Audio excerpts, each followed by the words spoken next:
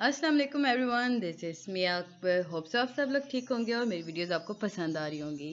जैसा कि हम लोग पढ़ रहे हैं जी CS610 के बारे में। लेक्चर नंबर 10 तक हम कंप्लीट कर चुके हैं। आज हम लोग पढ़ेंगे जिस लेक्चर को, वो है lecture number 11, interface hardware. Video शुरू करने से पहले गाइस मेरे चैनल को लाइक सब्सक्राइब कर दीजिएगा और बेल आइकन को भी ज़रूर प्रेस कर दीजिएगा ताकि मेरी वीडियोस के आने वाले नोटिफिकेशन आपको मिल सकें। इस लेक्चर में हम लोग बेसिकली पढ़ेंगे short question related, long question related और एमसीक्यूज रिलेटेड। जो चीज़ अंडरलाइन करती हूँ वो आपकी एमसीक्यूज रिलेटेड ज़्यादा इंपॉर्टेंट होती है और शॉर्ट क्वेश्चन रिलेटेड। और जिस टॉपिक को हम ज़्यादा डिस्कस करते हैं उसके बारे में मैं आपको मुकम्मल आपको कॉन्सेप्ट क्लियर कराती हूँ, वो लॉन्ग क्वेश्चन रिलेटेड होता है। तो चलिए जी वीडियो को शुरू करते हैं। पहले ही हमारे पास आ गया MCQs रिलेटेड, यानी कि LAN data transmission speed are typically fast relative to CPU speed. हमें बताया गया, क्योंकि हम लोग पढ़ ही लॉन को रहे हैं, तो हम लोग देखा कि लॉन डेटा ट्रांसमिशन स्पीड जो है वो काफ़ी ज़्यादा फास्ट है, यानी कि तेज़ है CPU स्पीड के। क्यों है? अब हमने देखा कि लॉन स्पीड, अगर हम डिफाइन करें लॉन की स्पीड को, तो हम देखते हैं कि इंडिपेंडेंट होती है, उसके पास एक स्पेसिफिक प्रोसेसर स्पीड होती है जो कि अलाउ करता है किसी भी सिस्टम को उसके साथ अटैच करने में। अब होता यह है कि जब नया कंप्यूटर उसके साथ अटैच होता है तो वो उसकी स्पीड को अफेक्ट नहीं करता, यानी कि लॉन की स्पीड को अफेक्ट नहीं करता। क्यों नहीं करता? क्योंकि उसके पास एक स्पेसिफिक प्रोसेसर स्पीड होती है, यानी कि इंडिपेंडेंट होता है वो एक स्पेसिफिक प्रोसेस स्पीड के। आगे हम चल के देखेंगे स्पेसिफिक प्रोसेसर को क्या नाम दिया गया। अभी हम देखते हैं जी नेटवर्क इंटरफेस हार्डवेयर। हमने देखा कि CPU can't process data eight network speed, कि CPU एक ऐसी चीज़ है जो कि प्रोसेस नहीं कर सकता डेटा को एट नेटवर्क स्पीड। और अब नहीं कर सकता तो वो इसके मुतबादिल देखेगा कि क्या चीज़ यूज़ करता है। In order to connect to the network, computer system use special purpose hardware. अब जब उसे ज़रूरत है कि वो कनेक्ट करेगा नेटवर्क के साथ वो कंप्यूटर सिस्टम, तो उसके लिए उसे ज़रूरी है कि उसके पास होना चाहिए एक स्पेशल पर्पस हार्डवेयर जो कनेक्शन कर सके किसी भी नेटवर्क को, जो कि टिपिकली और separate card in the back plane. अगर आपको से क्वेश्चन आता है what is network adopter card, तो आप बता सकते हैं जी कि it is the special purpose hardware which use by the computer system for network connection which in which system which consist of typically a separate card in the back plane which is called network adapter card। अगर 2 marks का question आता है तो भी यही लिखते हैं। अगर बहुत मुश्किल हो रहा है आपके लिए ये डेफिनेशन याद रखना, तो याद रखें, सिंपल ये लिख लें कि for network connection we use a separate card which is present in the back plane. This is called network adapter card, which is known as network adapter card। Abbreviation जी आपके पास आ जाती हैं दो, NAC एंड NIC। अब NAC और NIC stand for, AC हमारे पास है जी नेटवर्क एडॉप्टर कार्ड, NIC जो होता है वो नेटवर्क इंटरफेस कार्ड। आगे चल के हम सारा पढ़ेंगे network interface card. Basically adapter card और इंटरफेस कार्ड एक ही चीज़ होते हैं, दोनों का काम एक जैसा होता है। सिंपल कर लें तो उनके नेम्स अलग होते हैं।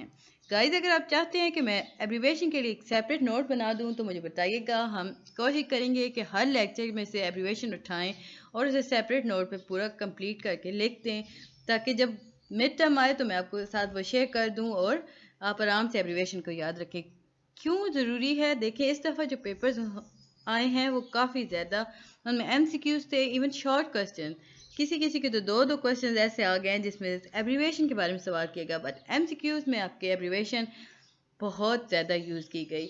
अगर आपके यूँ कह लें कि मैक्सिमम 10 to 12 MCQs में आपके एब्रीवेशन है तो ये गलत नहीं होगा। एब्रीवेशन को याद रखा करें। एब्रीवेशन आपकी सिंपल नहीं थी, बहुत ट्रिकी क्वेश्चन थे MCQs में।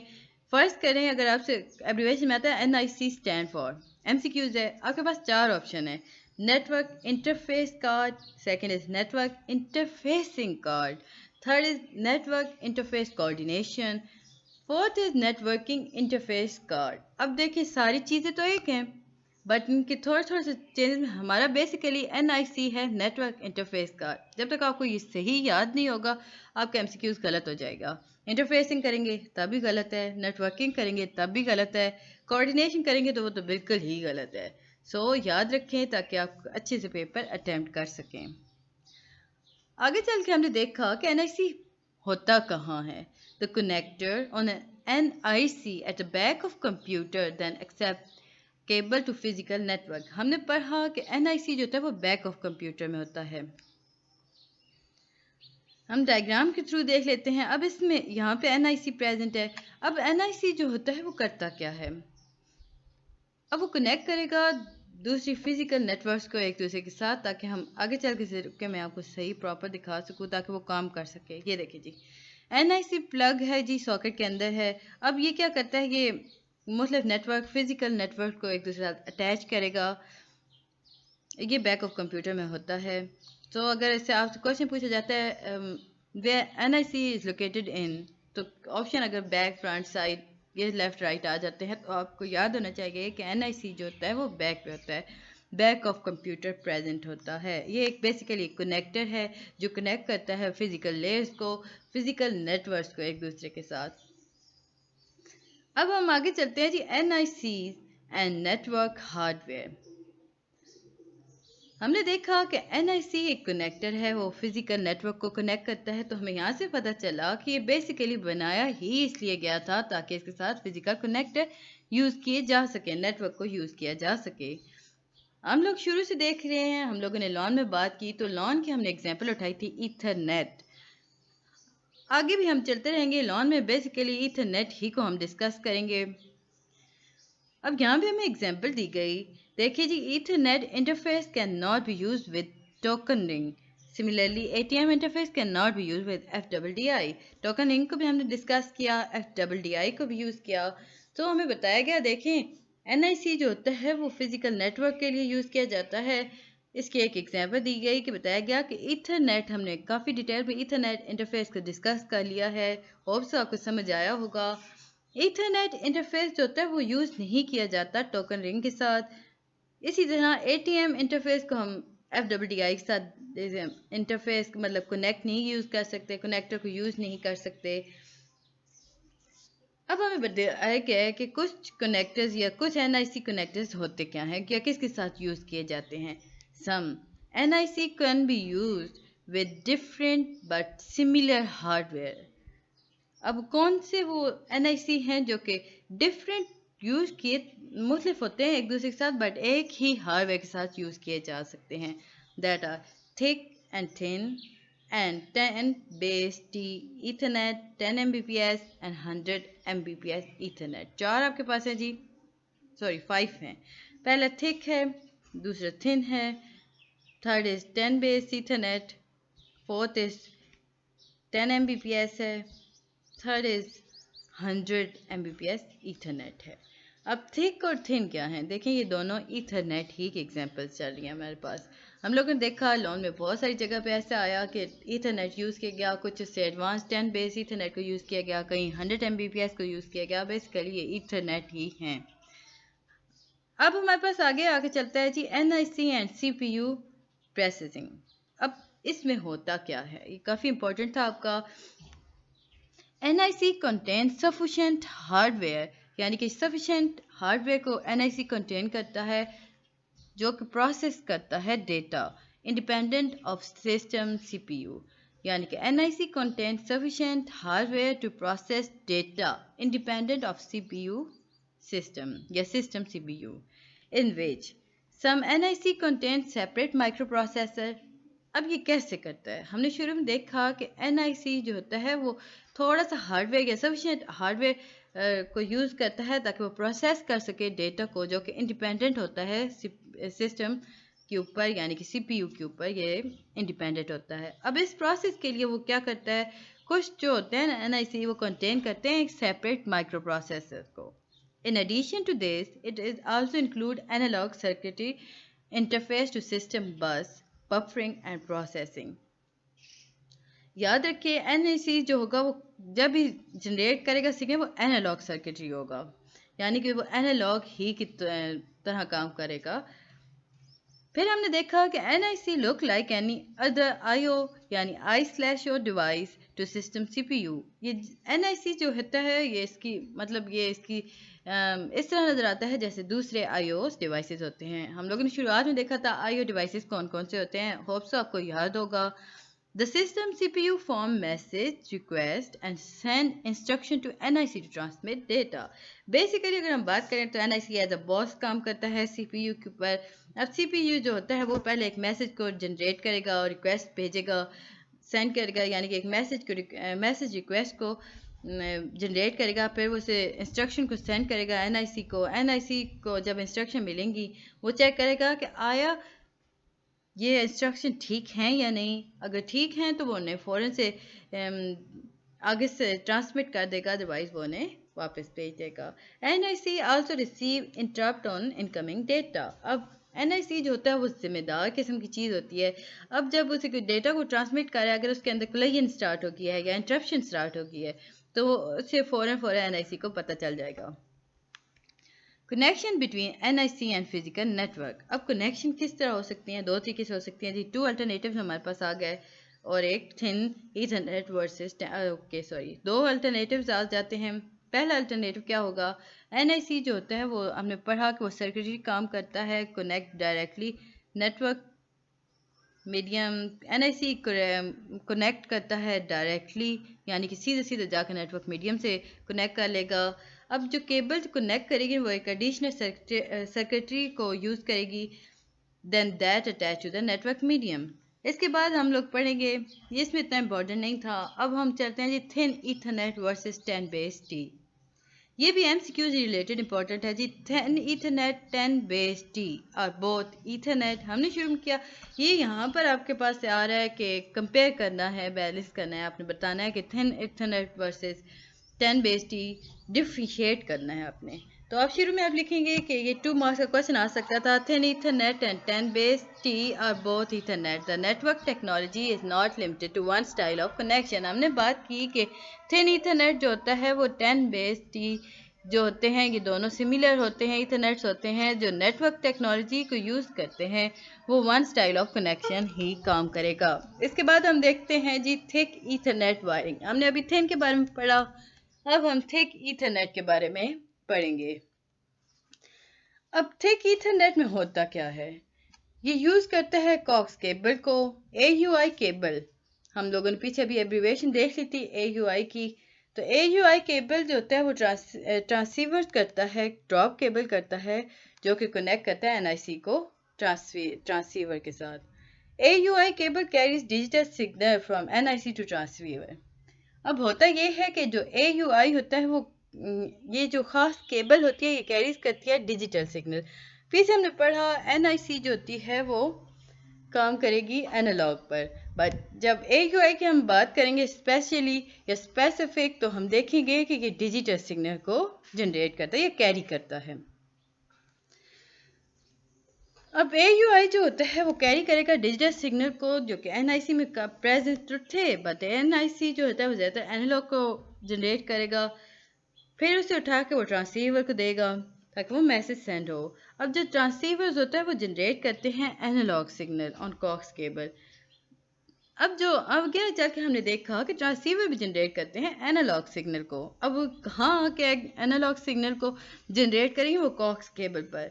बट हमने ऊपर चेक किया था कि NIC जो होता है वो जनरेट करेगा एनालॉग सिग्नल को, बट उसके पास डिजिटल सिग्नल के कैरी वो करता है, यानी कि उसके पास डिजिटल सिग्नल भी होते हैं। अब जो AUI है वो स्पेशली जाएगा, जाके वो डिजिटल सिग्नल को कैरी करेगा NIC से, फिर उन्हें सेंड करेगा ट्रांसीवर को। अब जब वो ट्रांसीवर के पास गया है डिजिटल सिग्नल तो उसने फ़ौरन जनरेट कर दिया एनालॉग सिग्नल को, बट ये एनालॉग सिग्नल उसने कहाँ आके जनरेट किया, उसने कॉक्स केबल के ऊपर आकर जनरेट कर दिए। अब हमने लोगों ने बात की वायर की, तो हम बात करेंगे कि वायर्स पर AUI के पास क्या क्या चीज़ें होती हैं। The wires in AUI carry digital signal power and others control signal. अब जो वायर्स होती हैं AUI की वो कैरी करती हैं डिजिटल सिग्नल पावर्स को, क्योंकि हमने ऊपर देखा कि वो स्पेशली ही it is made for digital signal. AUI cable are made for digital signal. तो आप लोग के पास एक क्वेश्चन आता है जी, डिफाइन करें थिक ईथरनेट वायरिंग के बारे में, या आप डिस्कस करें थिक ईथरनेट वायरिंग को। तो आप शुरू में लिखेंगे कि थिक ईथरनेट वायरिंग जो होती है वो कॉक्स केबल यूज़ करता है। जैसे ही आपके जहन में कॉक्स केबल आएगा तो फ़ौरन आपके जहन में आ जाना चाहिए AUI केबल। कॉक्स केबल में हमने देखा कि AUI केबल भी आ गई। अब होता क्या है, AUI केबल जो होता है वो अगर वो डिजिटल सिग्नल रिसीव कर रहा है ना NIC से, तो लाजमी बात है वो कनेक्ट भी होगा। तो हम फ़ौरन से लिख देंगे AUI cable connect from NIC to transceiver. हम लोगों को जहन होना चाहिए कि AUI जो है वो डिजिटल सिग्नल लेता है NIC से, सो इसका ताल्लुक NIC से भी होना चाहिए, और फिर वो ट्रांसीवर को भेज देता है वो सिग्नल। तो ट्रांसीवर के जब वो सिग्नल भेज देता है तो ट्रांसीवर के साथ भी उसका कनेक्शन आना चाहिए।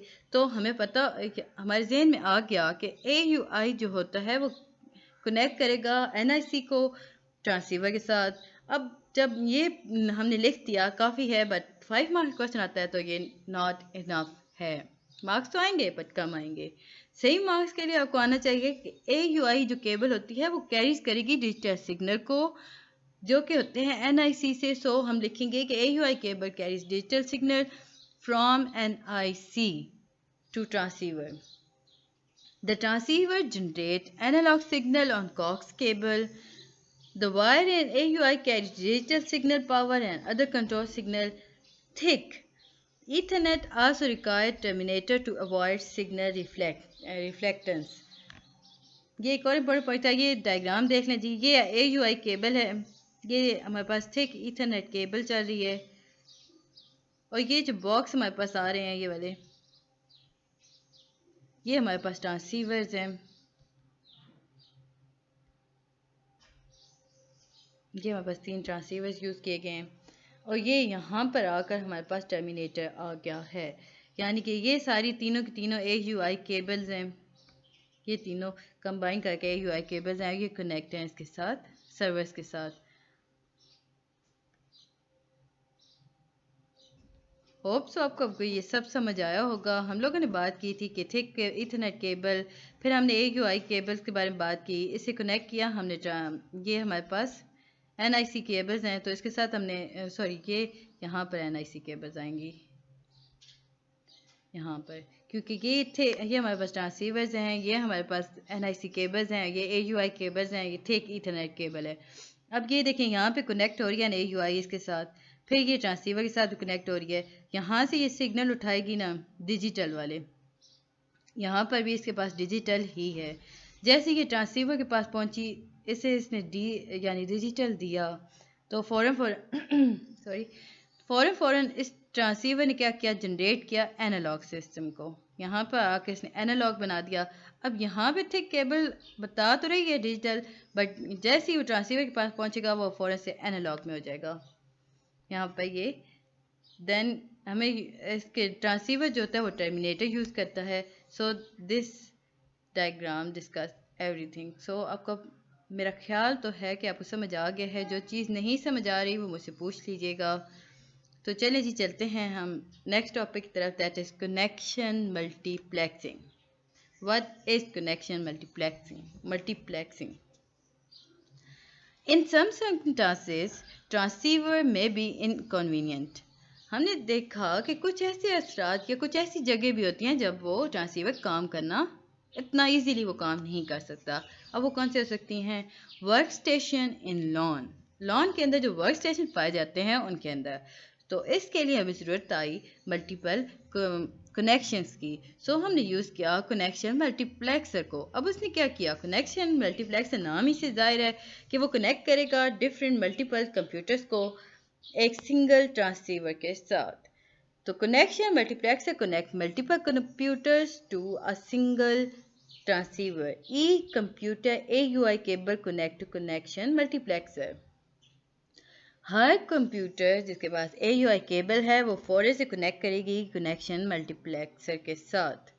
अब हम बात कर रहे हैं जब AUI की, तो हम देखेंगे कि ये कॉक्स केबल पे AUI आएगा हमारे पास। तो हम बात करते हैं 1 AUI from multiplexer to ethernet coax connection. अब हम देख लेते हैं जी कनेक्शन मल्टीप्लेक्सिंग की एक फिगर। उसी तरह हमारे पास आ गया जी थिक ईथरनेट केबल, जैसे कि हमने ऊपर डायग्राम में देखा था। फिर हमारे पास आ गई ट्रांसीवर, ये भी हमारे पास आ गया था। AUI हमारे पास केबल भी वैसी की वैसी आ गई, बट यहाँ अटैच हुआ जी NIC केबल्स के साथ मल्टीप्लेक्सर। अब मल्टीप्लेक्सर कैसी डिवाइस थी जो डायरेक्ट AUI के साथ तो कनेक्ट हो रही थी, अब इसके साथ डिफरेंट कंप्यूटर्स ने आके कनेक्शन किया। इस कनेक्शन की वजह से सारों को एक जैसी पावर्स और रिसोर्सेज मिलना शुरू हो गई। इसके बाद हम चलते हैं जी थिन ईथरनेट वायरिंग। अभी हम थिक को देख रहे थे, अब हम थिन की तरफ आ गए। Thin ethernet use thin coax. इससे कॉमन सेंस देखे, थिक होगी वो थिक कॉक्स को यूज़ करेगी, और थिन होगी तो वो सिमिलरली थिन कॉक केबल को यूज़ करेगी। बट हमने देखा कि ये ओके गाइस, आपके MCQs रिलेटेड भी था, शॉर्ट भी है, मतलब हर लिहाज से ये इंपॉर्टेंट था। MCQs में पूछा जा सकता था, ये क्वेश्चन में पूछा जा सकता है, कौन सी चीज़ है जो चीपर भी है और ईजियर भी है और आसान है इंस्टॉल करने के लिए देन अदर इथरनेट कॉक्स। आपको ट्रिकी क्वेश्चन पूछे जाते हैं, आपका कॉन्सेप्ट क्लियर होगा तो आप हर चीज़ को क्लियरली अटेम्प्ट कर सकते हैं। तो आप बताएंगे कि thin ethernet uses thin coax cable that is cheaper, easier to install than thick Ethernet coax. In this case, transceiver electronics are built into NIC. वहाँ हमने देखा था कि वो डिजिटल को उठाता था और एनालॉग सिस्टम बना दिया करता था। तो यहाँ हमने देखा कि वो ट्रांसीवर के अंदर जाता है तो इलेक्ट्रॉनिक्स आर बिल्ट होते हैं जो कि NIC में पर जाकर बिल्ट होते हैं, और NIC डायरेक्टली जाके नेटवर्क मीडियम के साथ कनेक्ट करता है। Coax cable use BNC connector on NIC। अच्छा, अब हम लोग अगर बात करते हैं थिक की, तो हमने पढ़ा कि AUI केबल्स यूज हुए, बट जैसे ही हमने थिन पर आ गया तो हमने देखा BNC cables connectors are use on NIC, यानी कॉक्स केबल जो होते हैं वो BNC हो जाते हैं। Coax run directly to back of each connected computer by T connector. Okay guys, एक और इम्पॉर्टेंट थिंग, जो चीज़ आपकी बुक में यानी कि हैंड आउट में डिस्कस, सॉलिड बुक और हैंड आउट मैक्सिमम एक जैसे होते हैं। अब बेस्ट तैयारी आपके हैंड आउट से होती है, ये मेरा पॉइंट ऑफ व्यू है, इवन मेरी ये एक्सपीरियंस है मेरा। मैंने आज तक कभी सॉलिड बुक्स वो सॉलिड मटेरियल पर नहीं गई, डायरेक्टली ये हैंड आउट्स करती हूँ। और मेरे मतलब मैं जब कर रही थी तो मेरे ग्रेड्स, मेरे GP बहुत बेहतरीन आती थी। तो चले जी वापस अपने लेक्चर की तरफ आते हैं। हम लोगों ने बात की कि कॉक्स केबल यूज़ करता है BNC को, जो कनेक्ट होते हैं NIC पर। अब ये जो कॉक्स जो होते हैं यहाँ पे रन करेंगे directly to back of each connected computer by T connector. अब ये T कनेक्टर के साथ कनेक्ट होंगे, the T connector directly attaches to NIC। फिर हमने देखा कि जो T कनेक्टर होते हैं ये डायरेक्टली अटैचेस टू NIC होते हैं। यहाँ थोड़ा सा ट्रिकी आ गया जी। शुरू में हमें बताया गया था कि BNC कनेक्टर जो होते हैं वो NIC पे प्रेजेंट होते हैं या यूज़ किए जाते हैं। फिर हमें आगे चल के बताया कि कॉक्स जो होता है वो directly back of each connected computer के साथ काम करता है, रन करता है। और वो कैसे अटैच होगा, वो T कनेक्टर के साथ अटैच होगा। फिर आगे चल के हमें बताया गया कि वो T कनेक्टर जो होते हैं वो डायरेक्टली अटैच होते हैं NIC पर। ये देखें जी, ये वीडियो में फिगर में शो हो रहा है thin Ethernet cable BNC connector. ये थिन ईथरनेट हमारे पास आ गई है, थिक में हमने देखा था वो थिक थी, ये BNC कनेक्टर हैं। वहाँ पर हमने देखा कि थिक जो थी वो यहाँ पर सीधी चल रही थी और यहाँ पर ट्रांसीवर अटैच हो रहे थे, यानी कि सीधा सीधा ट्रांसीवर अटैच हो रहे थे। बट जैसे ही हमने BNC कनेक्टर की बात की तो ये इसने थिन ने मूव करना शुरू किया और यूँ डायरेक्शन भी चेंज होना शुरू हो गई। अब यहाँ पर आकर उसने BNC कनेक्टर को अटैच किया और एंड पर आकर हमारे पास टर्मिनेटर आ गया। So both terminator in thin and thick are used. Thin Ethernet is useful when many computers are located close to each other. अब एक और इम्पॉर्टेंट पॉइंट हमारे पास आया कि थिक ईथरनेट तो होते हैं जितने भी कंप्यूटर जहाँ भी हों एक दूसरे अटैच हो जाएं तो वो हो जाता है। बट हमने देखा कि थिन जो होता है वो बेसिकली ऐसे काम करेगा कि वो जो आसपास नज़दीक नज़दीक कंप्यूटर्स होंगे उनके साथ अटैच होगा और काम करेगा। It may be unreliable because any disconnection disrupt entire net. अब होता ये है कि अगर एक भी आपका कंप्यूटर इसमें मतलब वो डिसकनेक्ट हो जाए तो वो सारे का सारा नेट को प्रॉब्लम देता है। गाइस काइंडली मेरे चैनल को सब्सक्राइब जरूर कीजिएगा। तो ये था जी आपका लेक्चर नंबर 11। होप सो आपको समझ आया होगा। जो चीज़ समझ नहीं आती वो मुझसे पूछ लीजिएगा। मिलते हैं जी नेक्स्ट वीडियो में, यानी कि लेक्चर नंबर 12 के बारे में हम डिस्कस करेंगे। तब तक के लिए अल्लाह हाफिज़।